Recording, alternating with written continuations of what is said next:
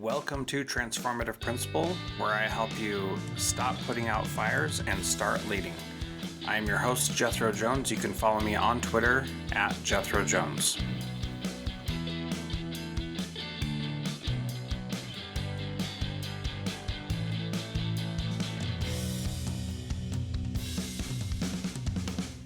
Welcome to Transformative Principal. I am so excited to have on the program Michael Toth, who's the founder and CEO of Instructional Empowerment. And we're going to talk about some awesome things about how to improve school for everybody. We're going to talk about how we lied to everybody during the pandemic and told them school is optional. Or rather, let me rephrase that. We're going to talk about how the pandemic changed things.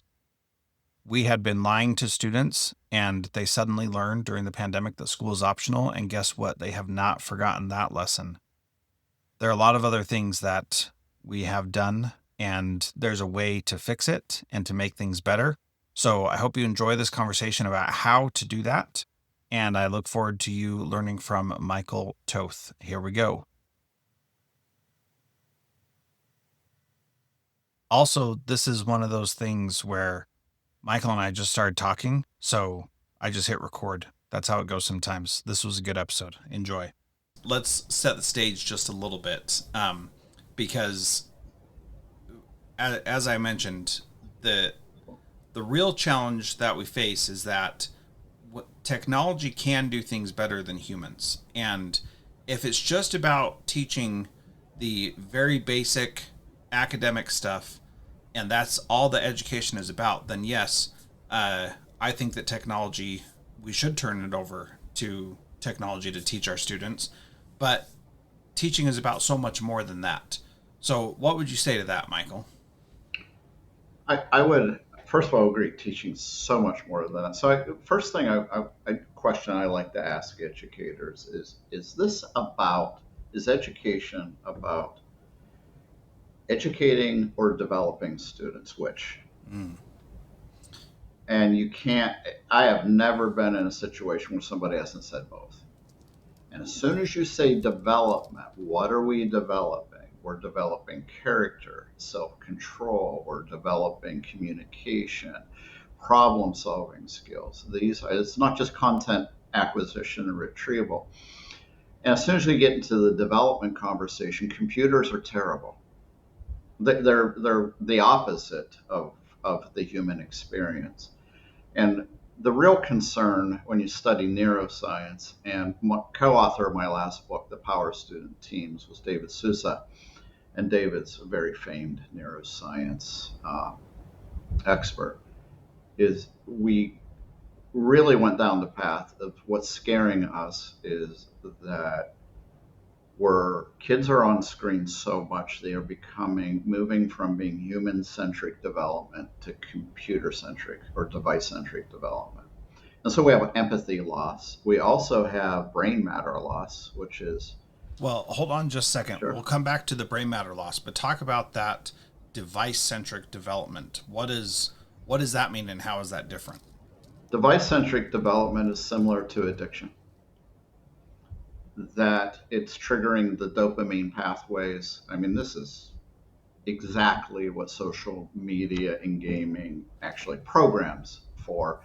And what you find is Silicon Valley pushed, private equity pushed, venture capital pushed technology to kids is bringing what the game-based learning, and it's the same process here, is that it's high stimulation, but it's not, learning is not its own reward. It's the game. And so what you're doing is actually developing some negative consequences to that.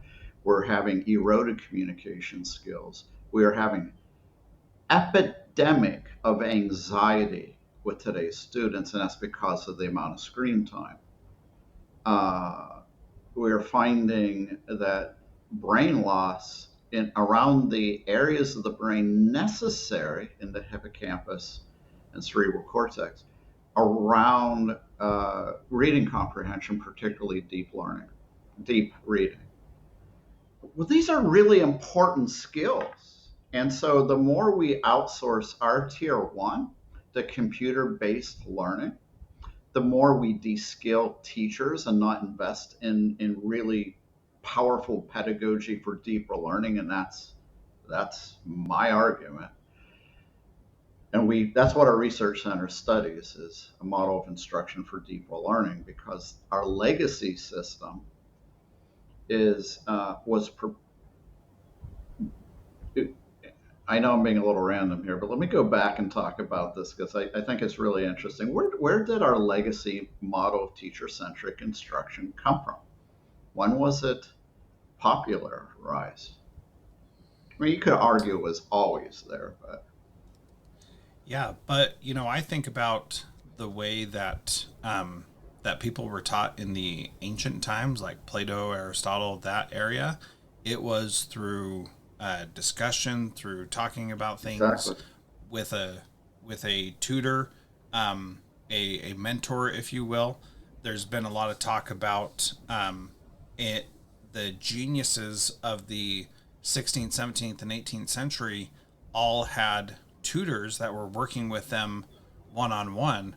And it wasn't until I would say probably late 1800s when we really got to this current system of one teacher as a source of all authority with 30 kids in front of her, sometimes in a one room schoolhouse, sometimes broken up into grade levels. But that's where I understand it. Our our modern system actually is really formed when we went from that one room schoolhouse, which served an agricultural economy and Mm-hmm. agricultural workers. Most people worked on farms, to the industrial age. So it was right in the early industrial age when we started getting schools as we know them today and the pedagogy that we know today. And it was around control, same as it is today. Teacher is the dominant provider of knowledge. Students are in a dependent, directed state most of the time.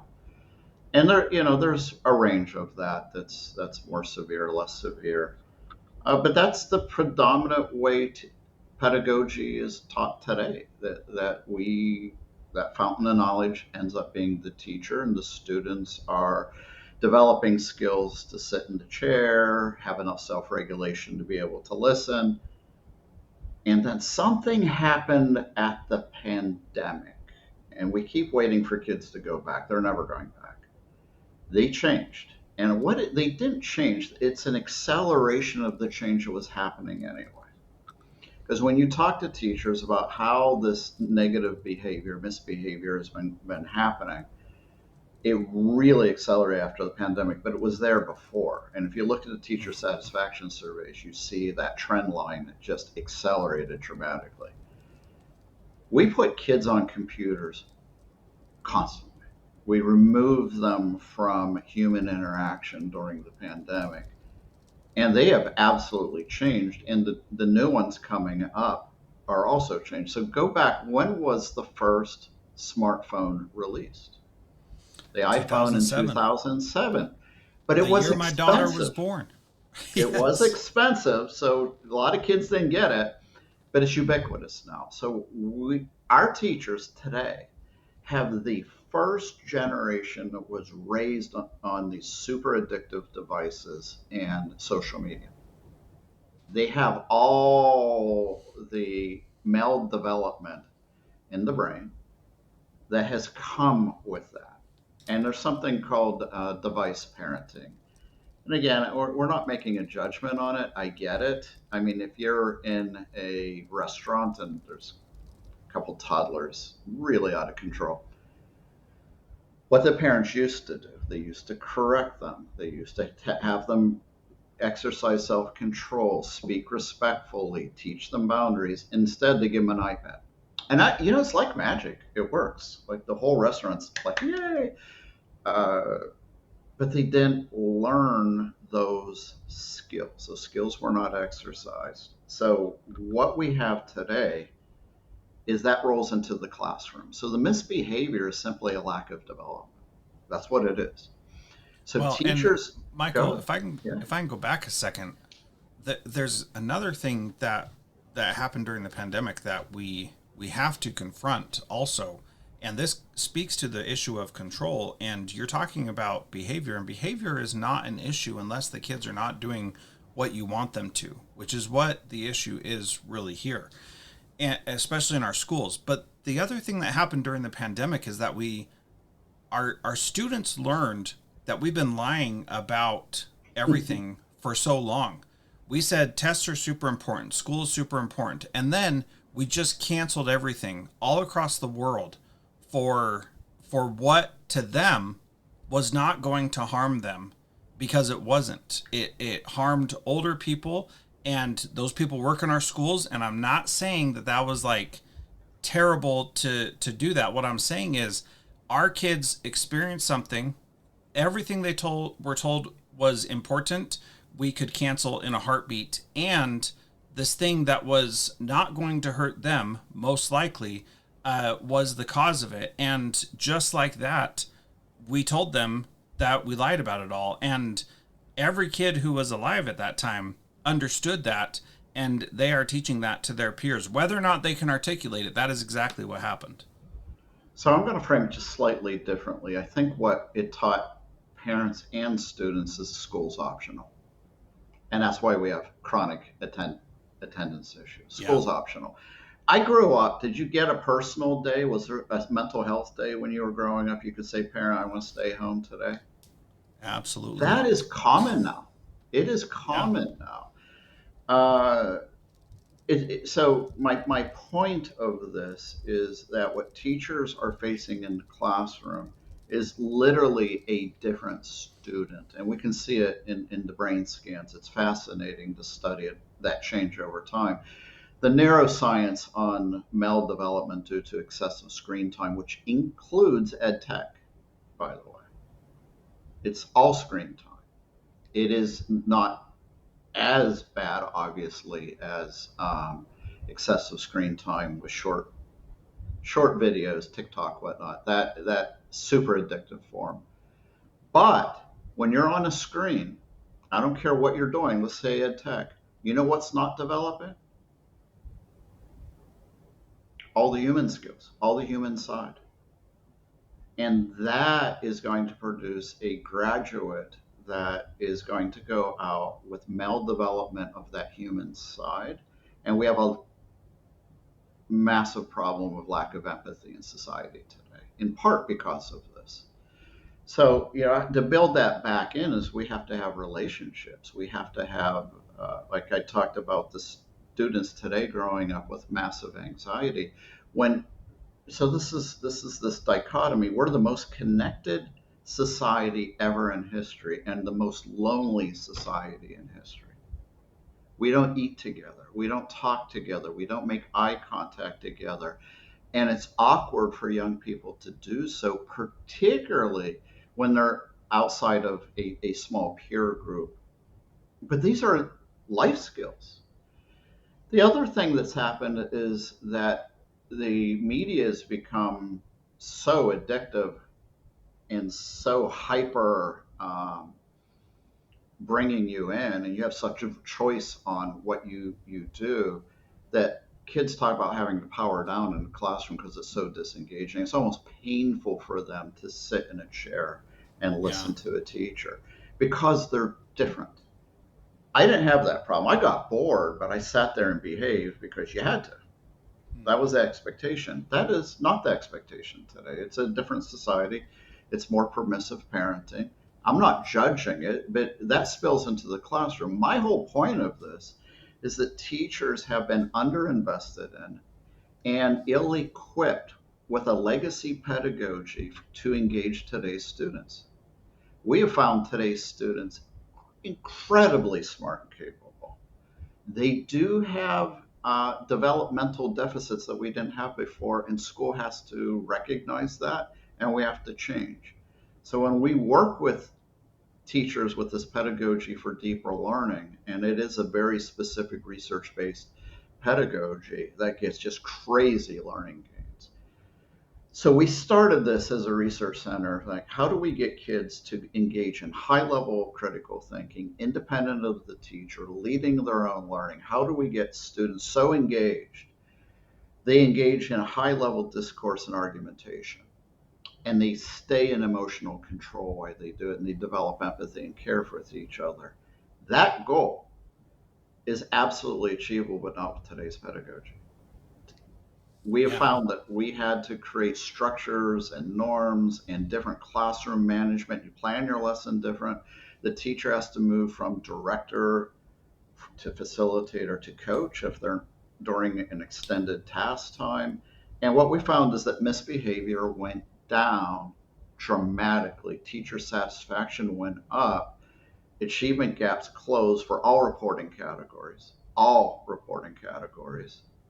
And the students had a better experience. But what the students were reporting is they have meaningful relationships with the students in their teams. They have new friend groups.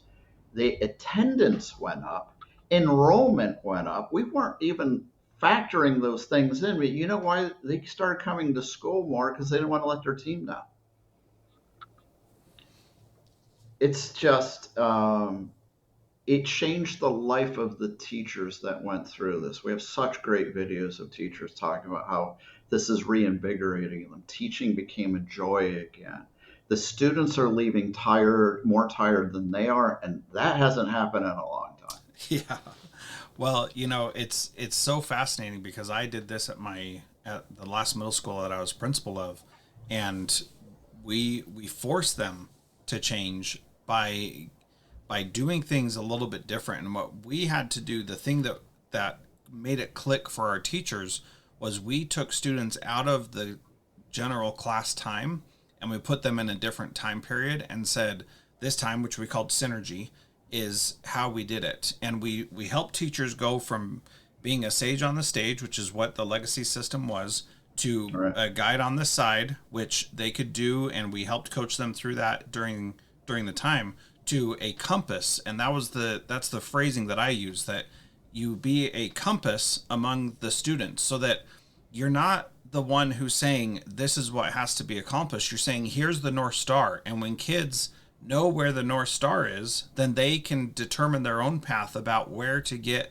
what to do to get to where they need to be, with support of the teacher. And the other thing that I imagine your teachers probably say also is that not only was teaching more fun, but it was actually significantly easier because you weren't spending all your time making these things that the kids were going to hate, that you were going to have to fight with them about. You instead were spending your time answering specific questions, supporting students in the things they were interested in, so that when you came back as a teacher with a solution, the kids were like, oh, that's great. Why didn't I think of that? I'm going to go do that right now and figure out how to do it myself, which is so much more fun as a teacher. We all go into education for those light bulb moments, but our current system does not allow us to ever have those, because no kid's going to have a light bulb moment from being on a tool that just quizzes them constantly, or on an ed tech tool, or just sitting there doing a worksheet. And that's the beauty of what this thing developed for our teachers, and I'm sure something similar with your teachers. 100%. What we're studying is how to do this at scale and how to do it. So there's always been outlier teachers that have done this. So we need to acknowledge there's always been great teaching, but it tends to be in more pockets of more wealthy students, middle class, upper middle class students that have access to AP courses and so forth. That's where you tend to see it. Then you get into your general track, and you're like, okay, why don't we see all classrooms like that?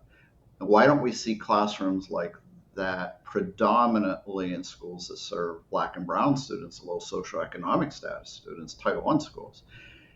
But that's what we study. How do you scale that? And we have done this with Title I school after Title I school after Title I school, because our social mission at instructional empowerment, and it comes from my experiences of being raised in poverty, is that to end generational poverty through strengthening tier one instruction. And we believe that's the key. The key. It's not, you cannot intervention your way to proficiency. You must strengthen tier one, and it has to be rigorous. It has to be student led. And it has to develop students while we're educating students by giving them the agency skills that they need. A traditional classroom, teacher-centered classroom, actually suppresses the development of agency when you look at the research. The research is creating an autonomy-supported learning environment and self-determination theory. There's all kinds of really interesting theories behind this work that are very deep. It's how humans are wired. They have to have voice and choice. They have to, learning rote memorization is boring. There's some you have to do. You have to know your times tables. You have to have certain things, facts that you're fluent with. But what is fascinating to kids is debating how to apply it, transferring what knowledge from one discipline to the next and seeing the interrelationships to understand how the world works. And what we find is they will debate and argue that and they are just enthralled by it. The teachers are just like sitting back and orchestrating that. They're like, wow, wow. And it is relatively easy to get this going once you know the structures. Yeah. But So what, let's good. talk about those structures and Mm-hmm. what do we need to be implementing to make this happen? So our research shows that unstructured groups creates uneven learning. The worst type of group that you can form is a ability group. We Our research is incredibly clear. You have to have mixed ability teams, not groups. Teams require interdependent tasks, so they have to work together. Um, they have to have discussion protocols. They have to have norms, team norms, and they have to have roles. So we have team member, facilitator, learning monitors, our basic role package to get started. But then you have to feed curricular resources and rigor to that. And what we're looking for is something called productive struggle. So productive struggle is when kids, it's not boring. It's not actually struggle at all. It means they have to work with each other to get to the solution because they're not on easy task anymore. There are no worksheet in this learning environment, no worksheets. And unproductive struggle happens when you give a rigorous test to a bunch of kids that do not have the strategies on how to form their peer learning support. So what we do is we give a toolbox of strategies to students so they can work together to move from unproductive to productive struggle, which means the learning's moving forward. Unproductive struggle, the learning's not moving forward, and they don't know how to get unstuck. We coach teachers on whenever that happens, how to get them unstuck quickly without giving the answer, keep the students in an inquiry mode through that process. And and here's the magic with it. Why mixed ability groups? We want students with IEPs, with students without. We want English language learners with native speakers, gifted and talented with everybody else. Why? Because they share background knowledge. And so the big thing that our flawed accountability system shows, you can predict test results by the wealth of zip codes. Well, what makes a wealth of a zip code different? Yes, there's enhanced structures typically to support schooling. Wealthier parents hire tutors, do tutoring, they provide structures, but they speak with different vocabularies, they have different exposures, it's background knowledge. So, what tests pick up is a lot of background knowledge and support from home. We think it's tier one, but often what we find is the tier one's pretty much very similar between a lower performing and higher performing school. The students are different, the background knowledge is different, the support's different, and the discipline, etc., is different. So they're figuring out, what our goal when we're working with students that don't come with a lot of well-developed agency yet. So I want to be very clear, all students of all races, backgrounds, religions, cultures, genders, identities have equal potential to develop high agency skills. Not all have equal opportunity to develop those skills. I mean, I came from poverty. I get it. What a lot of that growing up in a trailer park, It's different, right? You're learning agency, but you're learning very different agency than what we call student agency. So we have to develop those skills. So we provide the structures for students to be able to work together because they may not know how to do that, how to de-escalate conflict, because they will have conflict when you get into content discourse. And Yeah. you can't take it personal if to depersonalize it. So we teach these are called agency skills, and students develop really rapidly. Now they may not get these at home, where you could have, if you're in a blessed situation where you have an AP classroom and kids already coming from advantaged households, you can just start going into some of these methods. But everywhere else, we have to actually build that foundation. And once we get that foundation where they learn how to self regulate with each other, how to peer regulate, something called collective efficacy starts manifesting. Wow, do we see that sense of belonging, and they just start taking off.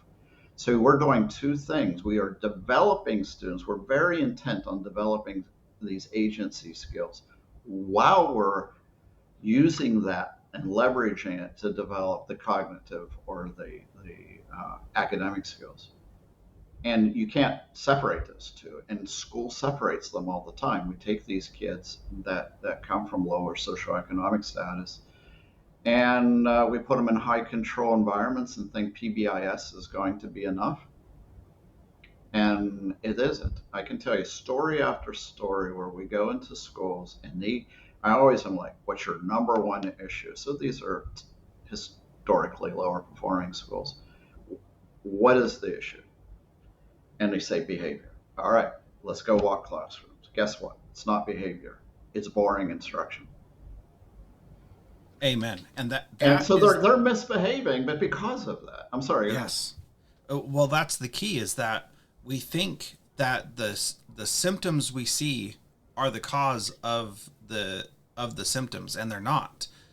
We see kids misbehaving and we think behavior is a problem. But really, it's that your kids are bored out of their minds and they don't want to be there and they And don't see the relevance to today's what's happening. kids get bored easily. They are different. Yeah. I was bored, by the way, but I sat there and took it because you had to. And if you got Yeah. a note home to your teacher, yeah, it wasn't fun at home. It's a different situation today. Yeah. You Yeah. you correct a child, the parent might be coming back after you as a teacher, right? Different world today. So one of the things that I want to go back to what you were saying is this idea of the power of shared background knowledge, and how that is really powerful. And that is something that we have tried to, through tier 1 instruction, tried to solve by just giving everybody that information. But the reality is that if you just put the information out there and say, here it is, kids, just because a kid is present in your class doesn't mean that they're actually going to learn what you're teaching. And the reason why I bring this up is that we think that we are doing a good job, and the way that I have put this together in my mind is that if you are not taking action, then you're not going to learn. So if you are not taking action in the learning process, which, as you're talking about, would be having this discussion with your peers, with your team, and having a role in doing something, then you're not we can't be sure that you're going to learn it. But if you have to discuss the issue and give your perspective or give your background knowledge, then that is a thing that helps you know that somebody is learning. If they are passively receiving everything, a teacher lecture or just filling out a worksheet, that's not action on their part.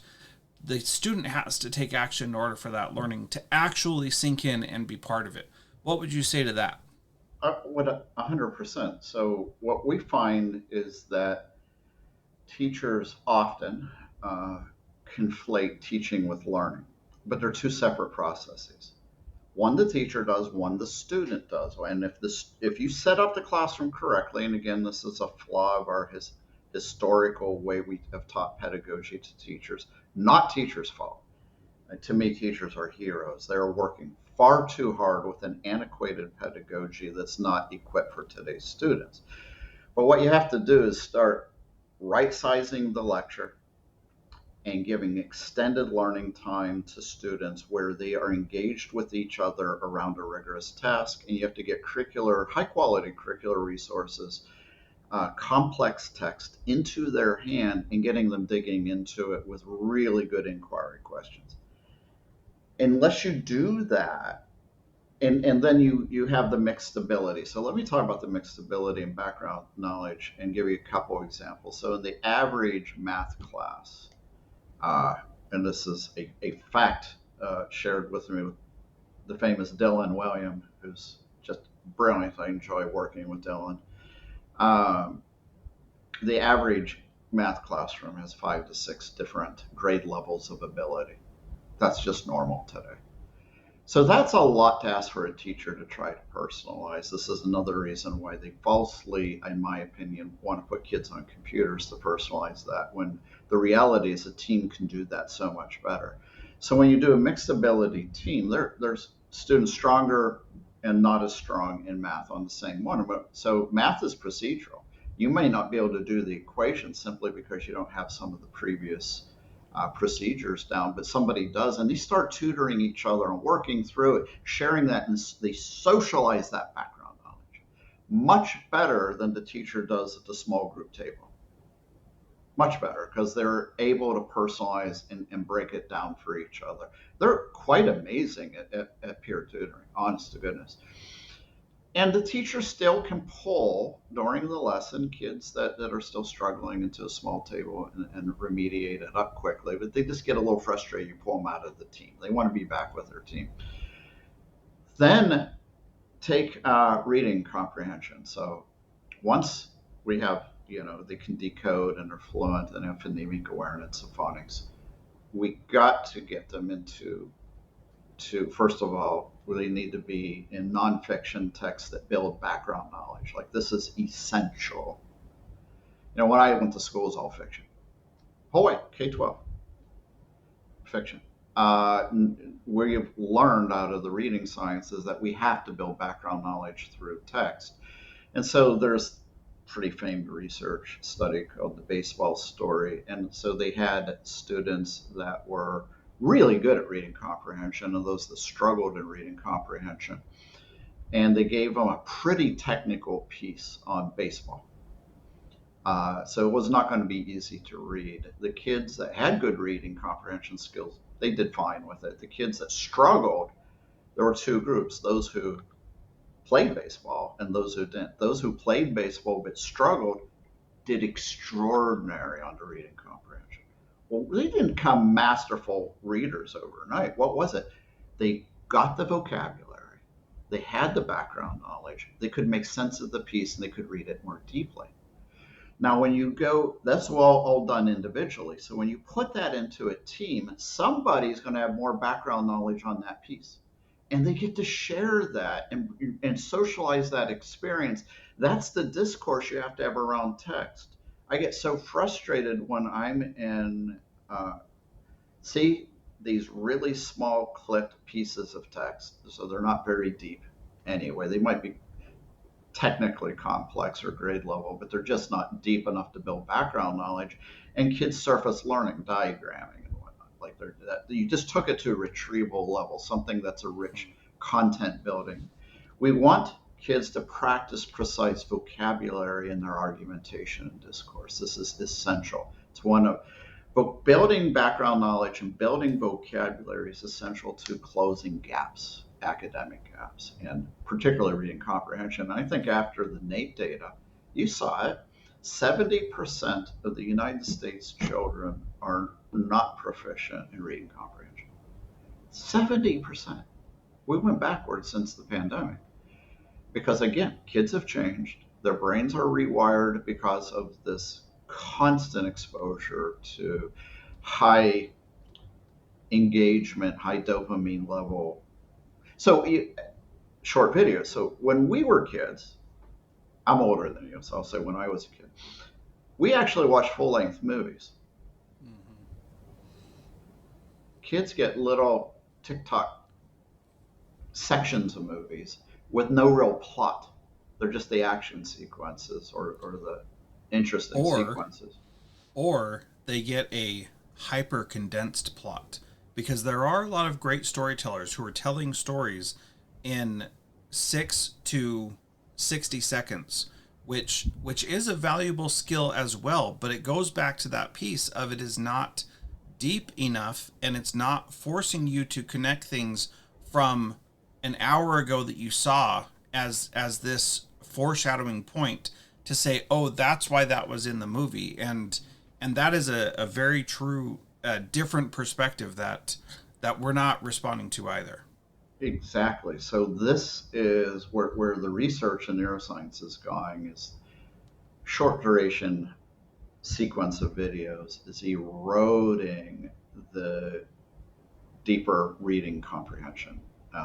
And so you can build it back. So here's the great thing about children that's different than adults. By age 25, our brains mature, which is roughly when the insurance rates are dropping, particularly for males. Um, when a child is first born, and neurosciences have studied the brain worldwide. When a child's first born, they have about 100 million brain cells. Uh, Sounds like a lot, but it's actually very small. Every 60 seconds of new life, 60 seconds, every 1 minute, just fathom this, they're generating 250 to 500 million new brain cells. That's why the head grows faster in babies. And that's why they're probably hungry and cranky all night long. But they don't have many narrow connections. So that, again, this has all been studied. They scan children's brains. But by the age 3, right, they're speaking, they're walking. They have 1,000 trillion connections because they've learned. The brain's a neuroplasticity learning machine. You didn't have to, they will learn and get smarter by aging and experience. So they have something that the human brain doesn't have, the ability to form their brain. So their environment will form their brain. Teachers can shape the development of the children's brain in their classroom. So this has been studied. This was studied around phonemic awareness. Those who taught it developed it explicitly, and those who didn't. This goes back to the reading wars of yesteryear, still going on. And those that taught the phonemic awareness developed, and they scanned the brain before and after of these children. And this was at National Institutes of Health. Reed Lyon did a lot of directed this research. I had an opportunity to work with him. And what was fascinating is that the teachers that taught those strategies, the phonological centers of the brain developed. Teachers that did not teach those strategies, the phonological centers of the brain did not develop. What gets exercised in a growing brain gets developed. This is essential to understand because this is how you level up. So we see it on a test, but in a neuroscience scan, we're seeing it in the brain, right? So it's about brain development. So let me go back to these babies that are born. One of the things that neuroscience likes to study is the cerebral cortex. That's the wrinkly outer layer of what we typically visualize as the brain. That's where the heavy reasoning is done. And that's the part that takes the tests, so it's really, really important, particularly for the independent critical thinking questions. It's the exact same size, scanned children all around the world. There is no difference by race, gender, religion, culture, no difference. This is really profound because it's not genetic. But by school age, they scanned the brains, and now there's a gap in cerebral cortex development. So the neuroscientists studied it, and they studied it intensely. They got it down to one factor and one factor only: wealth of the family. That's it. So, you know what it comes back down? Background knowledge that we've been talking about, the environment that works that brain. There are nutrition and other aspects to this, but that's the big one. So, what I come back to, the example I showed you, teachers that require the brain to work more develop that brain. Like productive struggle is really important. So think about this when you go to a gym. If you lift the same weight all the time, do you get stronger? No. You know, there's these annoying people called personal trainers. They're like, okay, you got there. Now let me add 5 more pounds. They're like, oh, now it's hard again. But, you know, in a week or two, it's not hard anymore. Then they add a little bit more. Or they make you run a little bit, few more minutes, and then they teach you some technique. The brain is very similar. It needs productive struggle to develop. Worksheets do not do that. Do not do that. They have to gauge in debate. They have to be able to have complex and deeper thinking around the text. We have to create that. So we find the students that need this development the most are often denied rigor the most. And I think it comes from a couple of places. One of it is a Hey, misguided but concept. Michael, Go ahead. the I think is close to what you're going to go into, but it's not that they are denied rigor. It's that they are given a false sense of what rigor is, and told that rigor is something that it's not. So if you would continue what you were saying, but define what that rigor really looks like, because rigor is not harder questions, more work. Rigor is something different. How would you answer that? Well, I'm going to bring it back to productive struggle. But you're correct. It's not more memorization. That's not rigor. That just makes kids more bored and not like Yeah. school. It's definitely not stacks of homework. It is the complexity of the task. It's the complexity of the thinking that the task requires us to engage in. So to make that really simple, they can use Webb's taxonomy, Bloom's taxonomy, Marzano's taxonomy of learning objectives. Uh, I I'm a research partner with Marzano, so I use his taxonomy. Uh, and what we do when first thing we walk into classrooms when we're doing a rigor walk, and a rigor walk is really powerful. It's the nation's most research based walk for measuring rigor in the classroom. Um, and you can find that if they want to learn more about it on instructionalempowerment.com. But what's powerful about this is the first thing we do is we walk in, we want to see what's the level of the standard, what's the level of the thinking in the standard, do we see it in the task? Then what's most important and what's most predictive, because we do item analysis all the time, so does this predict test scores, is what's the level of thinking the students are engaged in.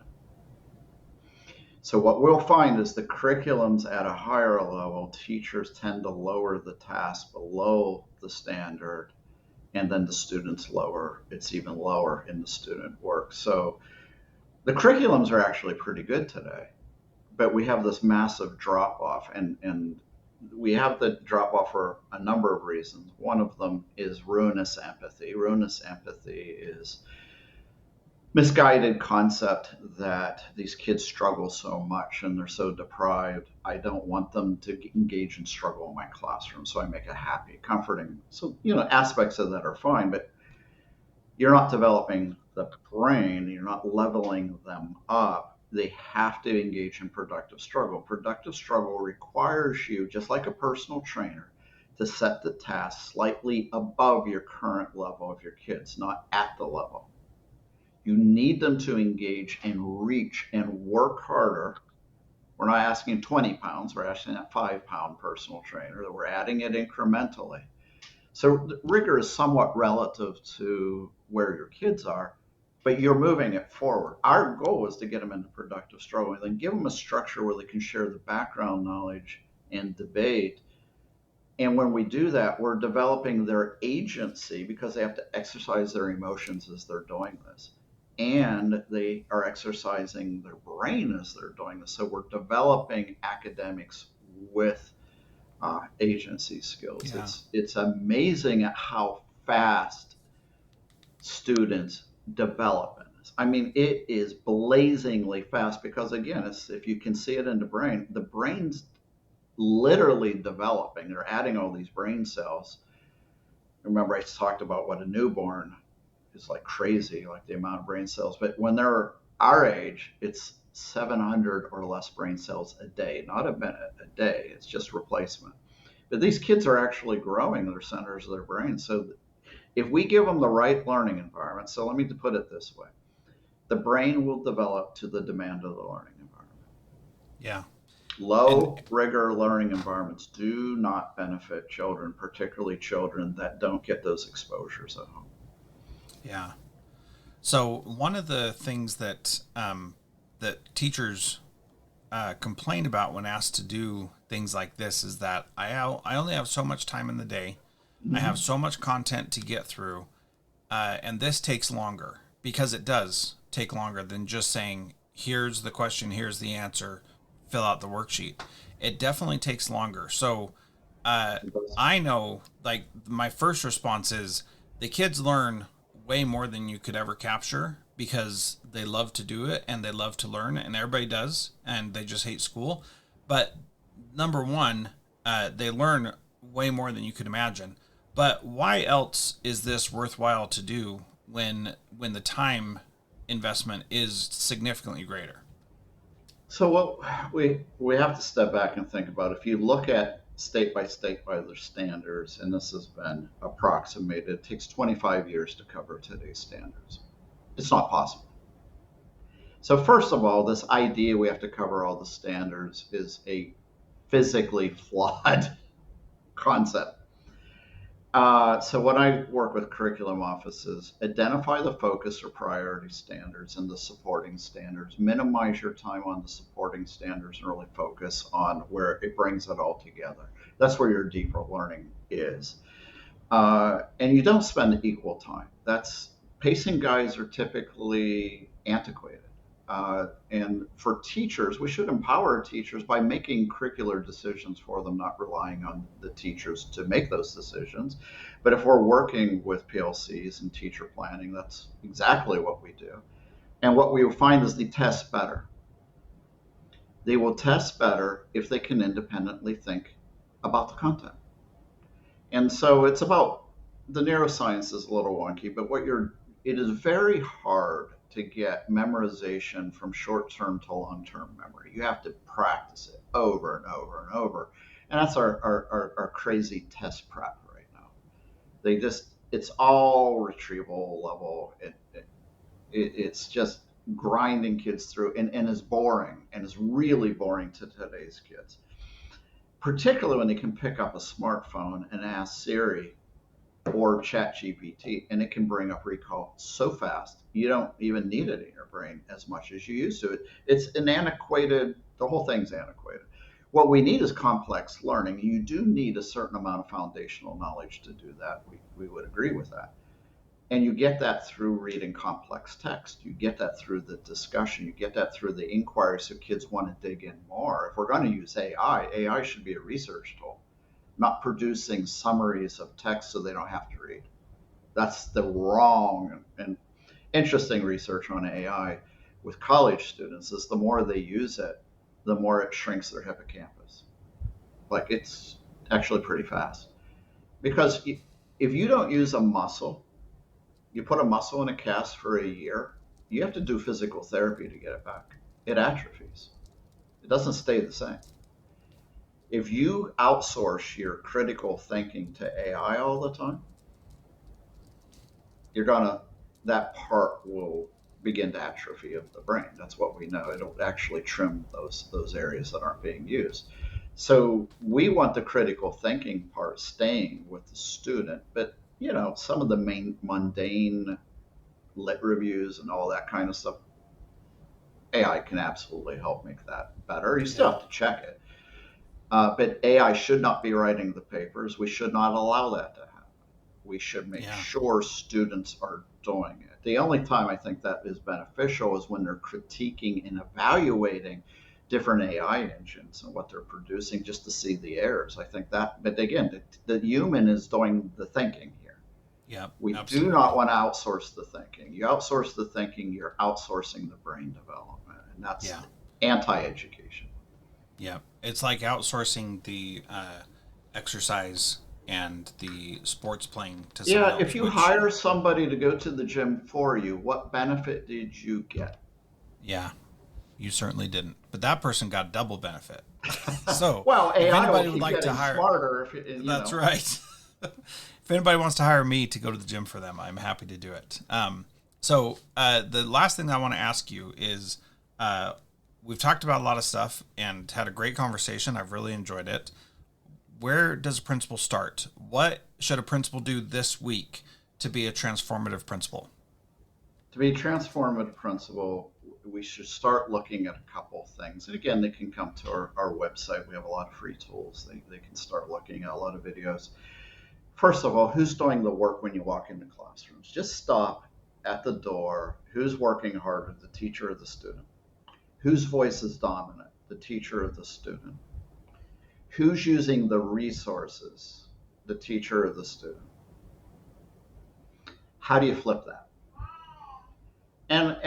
And really, my encouragement is we've got to stop teacher proofing, and we got to start investing in our teachers. Our teachers need planning skills. I find this is a very significant issue. Teachers pay teachers, and like I get the shortcut. It's incredibly easy. It is not rigorous, and it's not helping kids. I'm making a generalization. Obviously, there'll be some stuff there. Our curriculums are much better than they used to, but all today's high quality instructional materials require high level discourse in the classroom to activate the learning. If you don't have that discourse going on, and so the next thing you do, if you have the discourse, is it just kids talking? Are they on topic? Are they taking equal turns? If they're not doing equal effort, equal turns, and we have protocols for this, and that's why I don't like unstructured groups. The rich get richer. That's what's going to happen. The more confident learners will dominate the conversation, and great, they get, they'll get some learning gain, but you'll have these real-time learning gaps, and you can see it by who's participating, who's not. So I wasn't a confident learner because I was behind because of the way the experience that I had in poverty. Had just lack of schooling, lack of access to literature, all kinds of stuff. So I get it. Like you have to build that up, and you have to get that by getting that equal participation, or you don't get the background knowledge share. Are they using precise vocabulary, and are they functioning? And if they're not constructing new learning in the discourse, they're just low level processing. So teachers get so excited that the kids talk, and there will be a learning gain out of that, by the way, because at least they're processing content. But it's not the critical thinking that develops the brain to the high levels that breaks generational poverty. That's what we're after. And it Yeah. also helps the more kids coming from greater advantage households to be able to perform better as well. Helps everyone. Yeah. It's one of those things that lifts everybody. No matter where you start, you can improve and be better. Thank you for this conversation, Michael. This was awesome. Once again, instructionalpowerment.com. People should And, go and, check and that look out. at our Yeah. library for deeper learning articles. There's a whole series on everything I'm talking about. We're adding more on the neuroscience and everything else, but it's a great resource. All the articles there are free. Yeah, excellent. And I'll put a link to that library in the show notes so people can go check it out. The show notes are at transformativeprinciple.org. Michael, thanks so much for being part of Transformative Principle today. Thank you. I hope that you ask me back someday. Yes.